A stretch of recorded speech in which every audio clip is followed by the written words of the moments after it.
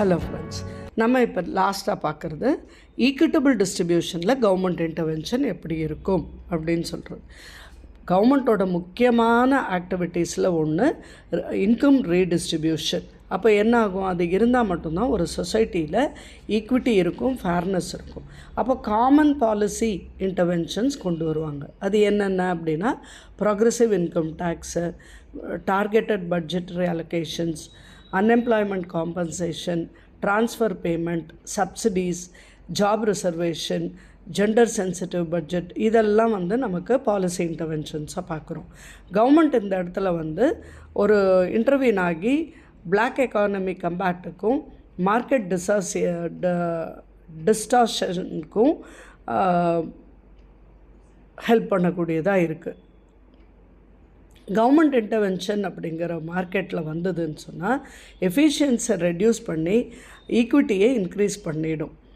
அப்போது இந்த ஈக்விட்டியை சொசைட்டியில் ஏற்படுத்தி கொடுத்ததுன்னா கவர்மெண்ட் நல்ல ஒரு அப்ளாஸை வாங்கும் அல்லது ஒரு அப்ரிசியேஷனை வாங்கும்.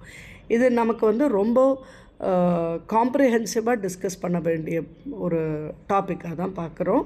ஆனால் கவர்மெண்ட் இந்த இன்டர்வென்ஷன்ஸ் எஃபெக்டிவாக செய்கிறாங்களா அப்படின்னா செய்யணும், பட் லெஸ் எஃபிஷியண்ட்டாக சில சமயம் போயிடுது.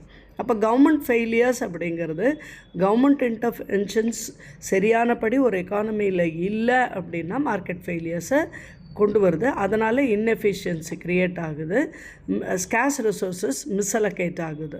ஸோ கவர்மெண்ட் இதில் எப்படி ஃபெயிலியர் ஆகுது, எப்படி இந்த பாலிசிஸ் ஃபெயில் ஆகுது அப்படின்னா இன்டர்வென்ஷனுங்கிறது இன்எஃபெக்டிவாக போயிட்டப்போ ரிசோர்ஸஸ் வேஸ்ட் ஆகிடுது. அப்போது அந்த இன்டர்வென்ஷனுக்காக செலவு பண்ணது வேஸ்ட் ஆகிடுது.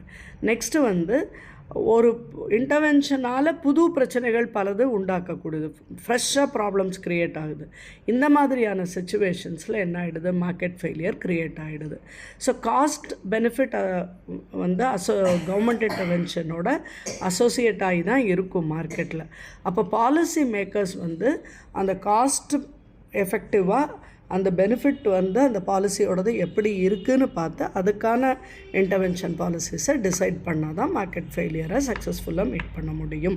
இந்த லெசன் முடிஞ்சது. இதோட சம்மரியாக பார்க்குறோம். மார்க்கெட் ஃபெயிலியருங்கிற ஒரு சுச்சுவேஷன் எப்போ வருது, மிஸ்அலோகேஷன் ஆஃப் ரிசோர்ஸஸில் தான் வருது. ஒன்றா ஓவர் ப்ரொடக்ஷன், ஒன்றா அண்டர் ப்ரொடக்ஷன் ஆகுது. ஆப்டிமம் அவுட்கம் லெஸ் ஆகிடுது. மார்க்கெட் ஃபெயிலியர் 2 டைப் இருக்குது. ஒன்று கம்ப்ளீட் மார்க்கெட் ஃபெயிலியர் அல்லது மிஸ்ஸிங் மார்க்கெட்டு, பார்ஷியல் மார்க்கெட் ஃபெயிலியர்னு பார்க்குறோம். கம்ப்ளீட் மார்க்கெட் ஃபெயிலியருங்கிறது தான் missing market. Next partial market failure. இதுக்கு 4 reason: market power, externality, public goods, incomplete information. Excessive market power அப்படிங்கிறது ஒரு சிங்கிள் ப்ரொடியூசரோ இல்லை ஒரு கொஞ்சோண்டு ப்ரொடியூசர்ஸோ குட்ஸை ப்ரொடியூஸ் பண்ணி அதை காம்படேட்டிவ் மார்க்கெட்டில் கொண்டு போய் ஹையர் ப்ரைஸில் விற்கும்போது எக்ஸசிவ் மார்க்கெட் பவர் க்ரியேட் ஆகுது. எக்ஸ்டர்னலிட்டி அப்படிங்கிறது ஸ்பில் ஓவர் எஃபெக்ட்ஸ் அல்லது நெய்பர்ஹுட் எஃபெக்ட்ஸ் அல்லது தேர்ட் பார்ட்டி எஃபெக்ட், சைடு எஃபெக்ட்னெல்லாம் சொல்கிறோம். இது காஸ்ட் ஆஃப் பெனிஃபிட்ஸ் மார்க்கெட் ப்ரைஸால் ரிஃப்ளெக்ட் ஆகாமல் பெனிஃபிட்ஸ் கொடுக்கறத ஸ்பில் ஓவர் எஃபெக்ட்ஸ்ன்னு சொல்கிறோம். எக்ஸ்டர்னலிட்டிஸை ப்ரைஸோட சிஸ்டமால் அதை எக்ஸ்பீரியன்ஸ் பண்ண முடியறதில்ல. அவுட் சைட் த மார்க்கெட் எக்ஸ்டர்னலாக தான் அதை நம்ம கண்காணிக்கப்படுது. அது பாசிட்டிவாகவும் இருக்கலாம், நெகட்டிவாகவும் இருக்கலாம். நெகட்டிவ் எக்ஸ்டர்னலிட்டி அப்படிங்கிறது ஒரு பார்ட்டியோடைய காஸ்ட்டு இந்த டிரான்சாக்ஷனுக்கு சம்மந்தப்படாத 3வது நபர் தலையில் விழுந்தால் அதை நெகட்டிவ் எக்ஸ்டர்னலிட்டின்னு சொல்கிறோம். அதே பாசிட்டிவ் எக்ஸ்டர்னலிட்டி அப்படிங்கிறது ஒருத்தரோட நடவடிக்கை அதோடால் இன்க்ரீஸ் ஆகிற காஸ்ட் தேர்ட் பார்ட்டிக்கு பெனிஃபிட் கொடுத்தா அதை பாசிட்டிவ் எக்ஸ்டர்னலிட்டின்னு சொல்கிறோம். இந்த 4 டைப் ஆஃப் எக்ஸ்டர்னலிட்டி அப்படின்னு சொல்லும்போது external cost on others, positive production externality, இதெல்லாம் நம்ம பாசிபிள் டைப் ஆஃப் எக்ஸ்டர்னலிட்டின்னு சொல்கிறோம். அதாவது நெகட்டிவ் எக்ஸ்டர்னலிட்டி ப்ரொடக்ஷன்னால் வர்றது, அது எக்ஸ்டர்னல் காஸ்ட் ஆன் அதர்ஸ் மேலே போடுது. பாசிட்டிவ் ப்ரொடக்ஷன் எக்ஸ்டர்னலிட்டிங்கிறது இது ரொம்ப கம்மியாக தான் பார்க்குறோம். ப்ரொடக்ஷனில் வந்து மற்றவங்களுக்கு எக்ஸ்டர்னல் பெனிஃபிட்ஸ் கொடுக்குது. நெகட்டிவ் கன்சம்ஷன் எக்ஸ்டர்னலிட்டி அப்படிங்கிறது கன்சம்ஷன்னால் ஒரு டிஸ்அட்வான்டேஜ் மற்றவங்களுக்கு கொடுத்தா அதை வந்து நெகட்டிவ் கன்சம்ஷன் எக்ஸ்டர்னலிட்டின்னு சொல்கிறோம். இதே பாசிட்டிவ் பெனிஃபிட் கொடுத்தா அதை பாசிட்டிவ் கன்சம்ஷன் எக்ஸ்டர்னலிட்டின்னு சொல்கிறோம். ப்ரைவேட் காஸ்ட் அப்படிங்கிறது அந்த ப்ரொடியூசரோ கன்சியூமரோ டைரெக்டாக ஃபேஸ் பண்ணுற காஸ்ட்டை ப்ரைவேட் காஸ்ட்டுன்னு சொல்கிறோம். சோஷியல் காஸ்ட்டுங்கிறது சொசைட்டி எல்லாருக்கும் ஏற்படுத்தக்கூடிய காஸ்ட்டை சோஷியல் காஸ்ட்டுன்னு சொல்கிறோம். ஃபர்ம் அல்லது கன்சியூமர் யாராக இருந்தாலும் எக்ஸ்டர்னல் காஸ்ட்டுக்கு மற்றவங்க கேஸில் அது மற்றவங்க மேலே போடுறத வந்து அந்த ஃபர்ம் எப்பவும் வந்து விரும்பாது, அதுக்கு இன்சென்டிவாக இருக்காது. ஃபர்ம்ஸ் வந்து நெகட்டிவ் எக்ஸ்டர்னலிட்டியை பற்றி கவலைப்படாமல் அதை எதிர்பார்க்காம அல்லது அதை பற்றி யோசிக்காமல் ப்ரொடக்ஷன் அதிகமான விலை ஏற்றம் அப்படிங்கிறத நிர்ணயம் பண்ணும்போது கவர்மெண்ட் இன்டர்வீன் பண்ண வேண்டியதாக இருக்குது. பப்ளிக் குட்ஸ் அப்படின்னு சொல்கிறது வந்து எல்லாரும் உபயோகப்படுத்தினாலும் அதனால் எல்லாருக்கும் ஒரே அளவு பயன் கொடுக்கக்கூடிய குட்ஸை பப்ளிக் குட்ஸ்னு சொல்கிறோம். இன்டிவிசிபிள் குட்ஸ்னு சொல்கிறோம், நான் ரைவல் குட்ஸ்னு கூட சொல்கிறோம். அதை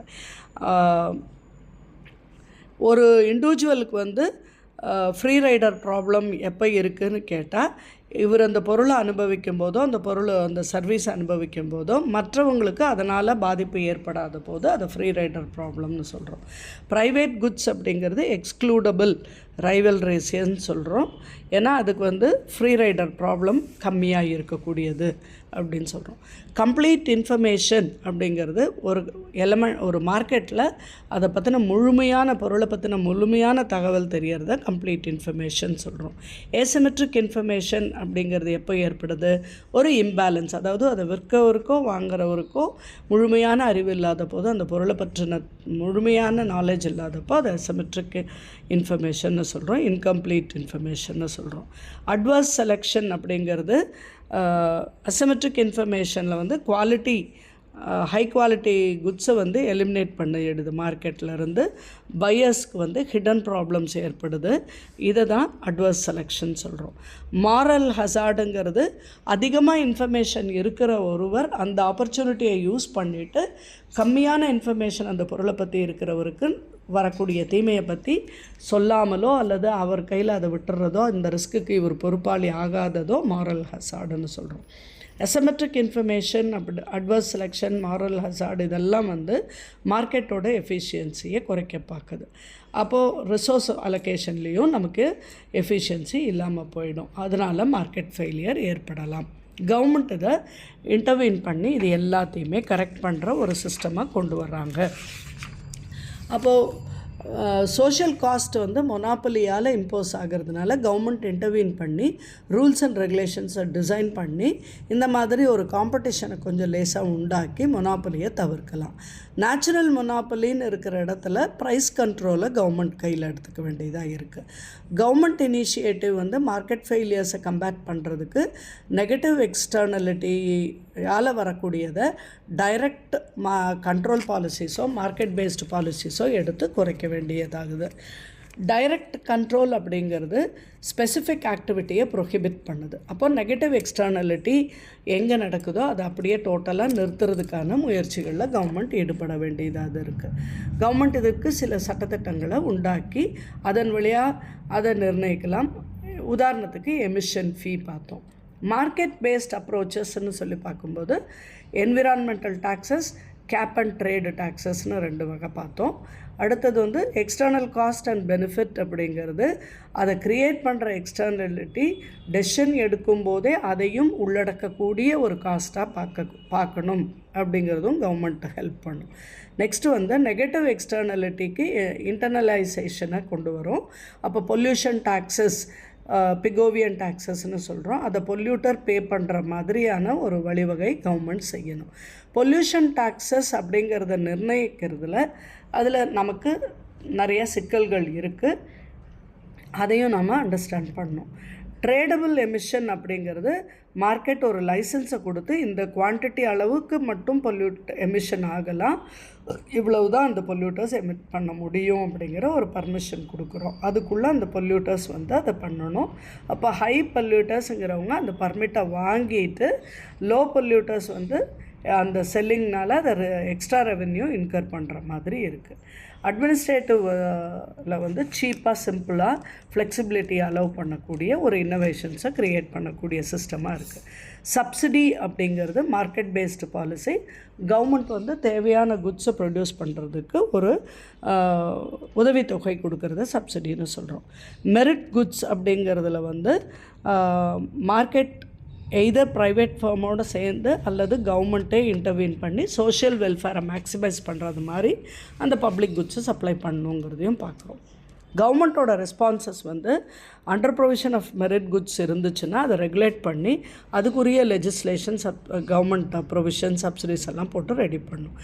டிமெரிட் குட்ஸாக இருக்கும்போது அந்த குட்ஸை வந்து விற்காமல் இருக்கிறதுக்கும் ப்ரொஹிபிட் பண்ணலாம், அல்லது இவ்வளவு தான் இன்னாருக்கு தான் விற்கணுங்கிறதுக்கும் எடுத்துக்கலாம். கவர்மெண்ட் ஸ்டெப்ஸ் என்ன எடுக்குது டிமெரிட் குட்ஸுக்கு அப்படின்னா டோட்டல் கம்ப்ளீட் பேனாக இருக்கலாம், இல்லை அதுக்குரிய லெஜிஸ்லேஷன்ஸ் கொண்டு வரலாம், அட்வர்டைஸ்மெண்ட்டை குறைக்கலாம், இந்த மாதிரியான சர்டன் ஸ்டெப்ஸ் எடுத்துக்க முடியும். நான் எக்ஸ்க்ளூடபிள் பியூர் பப்ளிக் குட்ஸ் இருக்கும்போது என்ட்ரி ஃப்ரீ வைக்காமல் கவர்மெண்ட் அதை இன்டர்வீன் பண்ணி டைரெக்டாக கவர்மெண்ட்டே அதை எடுத்து எல்லா பப்ளிக்குக்கும் ஹெல்ப் பண்ணுற மாதிரி செய்யலாம். ரொம்ப common method of excludable public goods அப்படிங்கிறது ப்ரைவேட் ஃபார்முக்கு லைசன்ஸ் கொடுத்து அது வழியாக அவங்க ஒரு சின்ன என்ட்ரி ஃபீ பப்ளிக்கு சார்ஜ் பண்ணி மெயின்டைன் பண்ணுறது.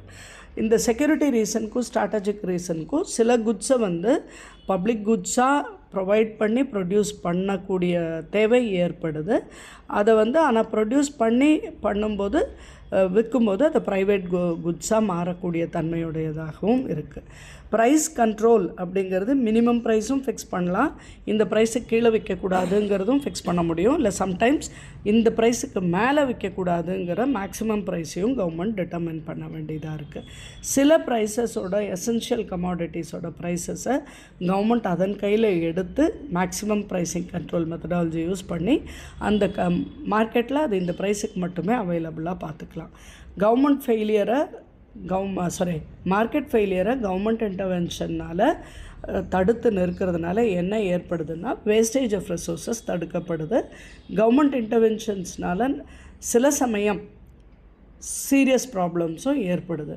அப்போ இது ரெண்டையும் சரியானபடியில் செய்யக்கூடிய ஒரு மெத்தட் பாலிசி நல்லபடியாக எடுத்து இன்எஃபிஷியன்சி இல்லாமல் அதனால் மிஸ்அலோகேஷன் ஆஃப் ரிசோர்ஸஸும் ஆகாமல் but at the same time நல்ல பாலிசியாக எடுக்கிறது அந்த கவர்மெண்ட்டுடைய டெசிஷன் மேக்கிங்கில் அமையுதுங்கிறது இந்த லெசனில் நம்ம புரிஞ்சுக்கிட்டோம். Thank you friends.